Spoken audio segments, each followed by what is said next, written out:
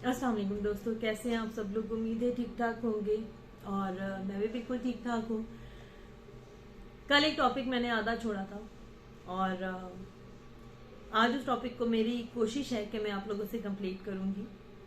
कल मैंने सिर्फ आप लोगों से ट्रॉमा वार्निंग की साइन बताए थे उसके कि क्या क्या अगर आपके आसपास हो या किस किस तरह की चीजें या सूरत हाल आपको दरपेश हो तो आप इससे अंदाजा लगा सकते हैं कि आप किस तरह के बॉन्ड में जी रहे हैं या किस तरह के रिलेशनशिप में रह रहे हैं।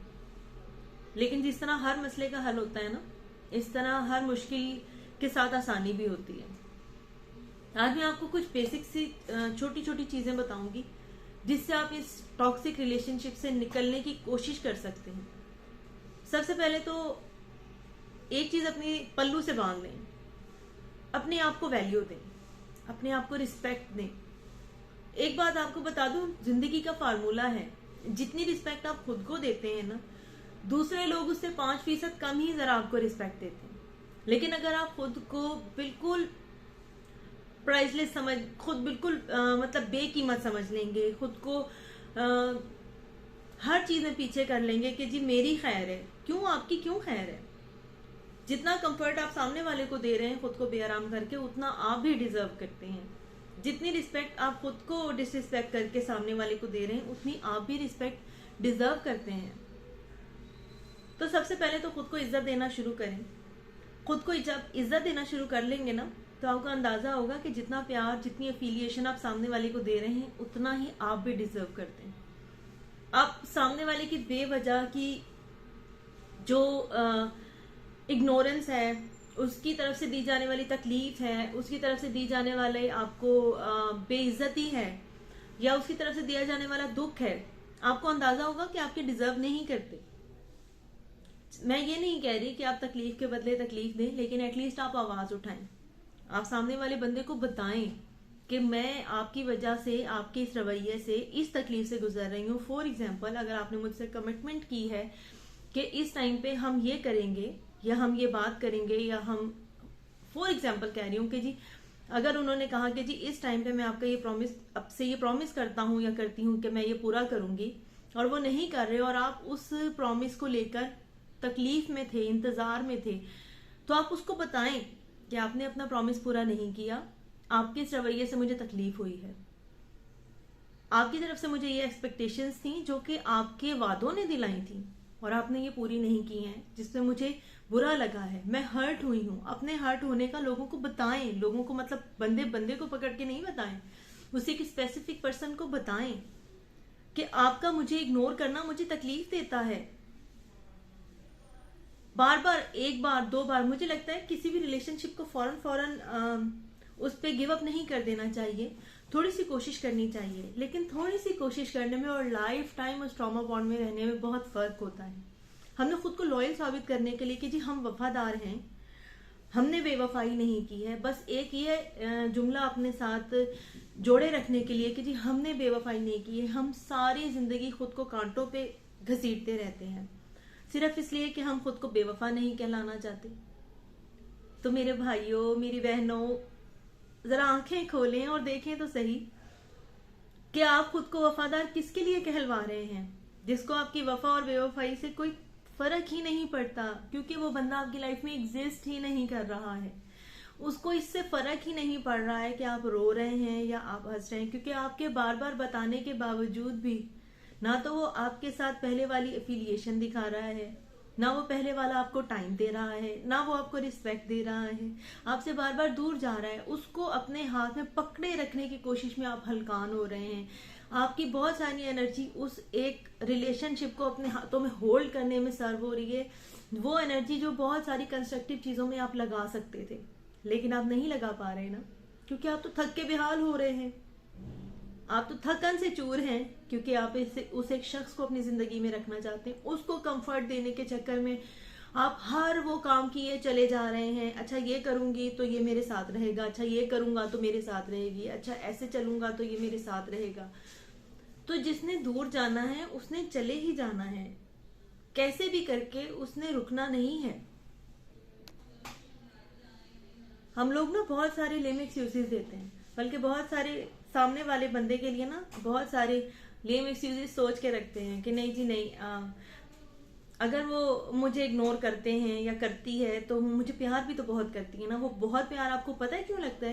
क्योंकि वो चंद मिनटों की जो उसकी तरफ से दी जाने वाली तवज्जो है ना, वो आपको इसलिए ज्यादा लगती है या बाकी लोगों से ज्यादा उसकी इंटेंसिटी आपको फील होती है क्योंकि आपको एक तवील इंतजार के बाद वो मिल रही होती है तवज्जो, है ना? ऐसा ही है ना। बिल्कुल इसी तरह जैसे रेगिस्तान में या बिल्कुल एक सूखी मिट्टी होती है ना, उसमें पानी गिरता है या थोड़ा सा जो पानी के चंद कतरे भी होते हैं वो पूरी खुशबू बिखेरते हैं और पूरी आपको पता चलता है कि हाँ जी यहाँ पानी, और उसकी कहते हैं ना कि जी पानी की वैल्यू तो सिर्फ खुश्क मिट्टी ही जानती है। लेकिन आप देखें कि जहाँ कतरा कतरा पानी गिरता रहे, जरखेज सिर्फ वही मिट्टी होती है जो नम होती है।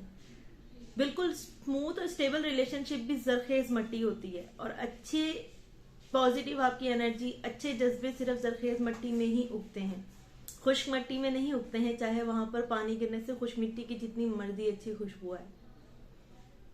हो सकता है मेरी मिसालें आपको इतनी रेलिवेंट ना लगे, लेकिन उस रिलेशन की इंटेंसिटी आपको उस ट्रॉमा बॉन्ड में जोड़े रखने पर मजबूर करती है ना। हमें आदत हो जाती है जलील होके भी उस एक स्पेसिफिक पर्सन के साथ रहने की, तो फिर हम ये रोते क्यों हैं? फिर हम बंदे बंदे को पकड़ पकड़ के ये क्यों बताते हैं कि मेरे साथ जुल्म हो रहा है, मैं तकलीफ में हूं, मेरे साथ वो ये कर रहे हैं, मेरे साथ वो ये कर रही है। आपके पास तो ऑप्शंस हैं, थोड़ा सा मजबूत ही करना है ना खुद को, थोड़ा सा मजबूत भी ना करें उसकी। मैं नहीं कहती कि जब किसी इंसान को आपने छोड़ना है या उससे टेपर ऑफ करना है तो आप उसकी बुराइयां ही याद करें, नहीं, बिल्कुल नहीं, उसकी बुराइयां याद मत करें। कहीं ना कहीं आपने कुछ अच्छा वक्त, अपने अच्छे जज्बे उस पर इन्वेस्ट किए हैं। मैं ही कहती हूँ कि बिल्कुल जिनसे आप प्यार करते हैं अपने प्यारों पे गिव अप मत करें, लेकिन अपने प्यारों में और अपने तकलीफ देने वालों में आप डिफ्रेंशिएट करना सीखें।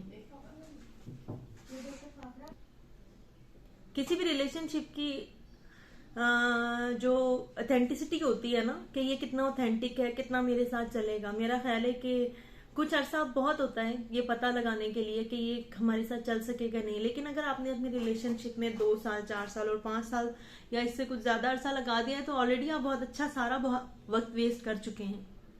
अब ये टाइम है कि अब आप सोचें अगर ये रिलेशनशिप, क्योंकि देखें कोई भी इंसान जब आपकी जिंदगी में शामिल होता है और आप एक नया रिश्ता बनाते हैं ना, तो एक वक्त होता है जब आप उसमें अपनी एफर्ट्स डालते हैं, ठीक है। कोई भी घर जब कंस्ट्रक्ट होता है तो पहले उसकी बुनियादें बनती हैं, उसकी दीवारें बनती हैं, फिर उसकी छत बनती है और फिर उसमें फाइनली इंसान रहना शुरू होता है। तो सोचता है कि अब मैंने ये घर बना लिया है और अब मैं इसमें अगले 10, 15, 20 साल बहुत अच्छे से रह लूंगा, मुझे इसको कुछ और बनाने की जरूरत नहीं पड़ेगी। बिल्कुल इसी तरह कोई खाना है, जब हम खाना बनाते हैं तो पहले उसके इंग्रेडिएंट्स खरीदते हैं, उसको काटते हैं, उसको पकाते हैं, देन फाइनली हम उसको खाते हैं, ठीक है। बिल्कुल इसी तरह कोई रिलेशनशिप होता है, जब हम उसको रिलेशनशिप किसी इंसान के साथ बिल्डअप करते हैं तो हम उसमें अपनी एफर्ट्स डालते हैं।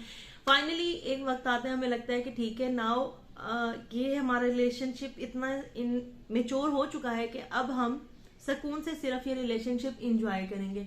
ना मुझे खुद को साबित करना है, ना सामने वाले को साबित करना है।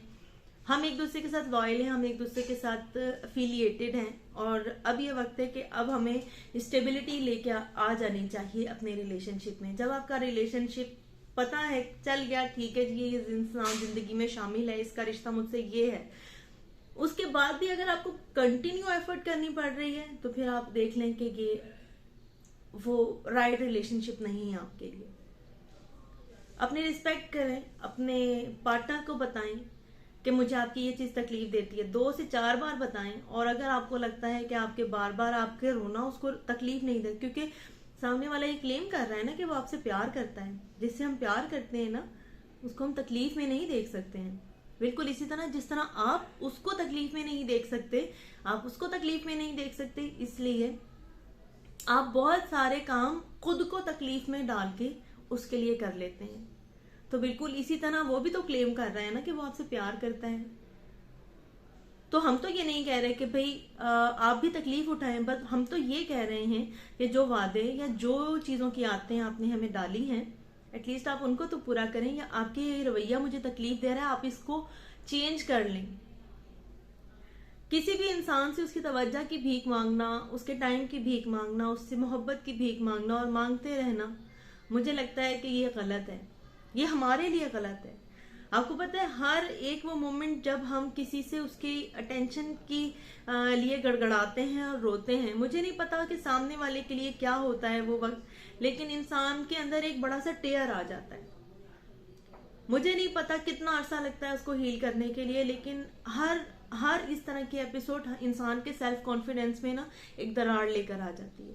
इससे पहले कि आप टूट के चूरा चूरा हो जाएं, ये टाइम है कि आप उठ के खड़े हों।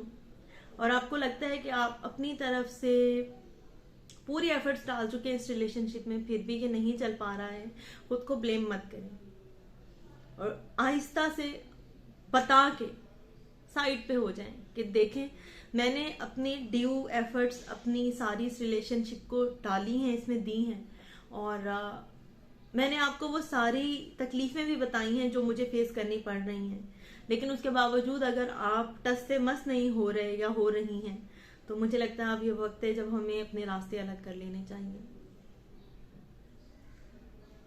स्टेबल रिलेशनशिप हमेशा आपको प्रोग्रेसिव रहते हैं, हमेशा आपको पॉजिटिव एनर्जी देते हैं, हमेशा आपको खुशी देते हैं, और आप नई चीजें जिंदगी के बाकी मामलों में आप बहुत अच्छा पॉजिटिव बिहेवियर रखते हैं। लेकिन एक ट्रॉमा बॉन्डिंग जो होती है ना, ट्रॉमा रिलेशनशिप जो होती है, वो आपको इतना टेंशन में रखता है कि आप कुछ भी प्रोडक्टिव नहीं कर पाते हैं। मेरा ख्याल है कि मैं किसी हद तक आपको अपना पॉइंट ऑफ व्यू समझा चुकी हूँ, और उम्मीद करती हूँ कि आप में से कोई भी अगर इस तरह के रिलेशनशिप से गुजर रहा है तो इसको टेपर ऑफ करने में मेरी ये बातें आपको हेल्प करेंगी। अपना बहुत सारा ख्याल रखिएगा और अपना फीडबैक मुझे ज़रूर दीजिएगा, और खुश रहें, आबाद रहें। अल्लाह निगहबान।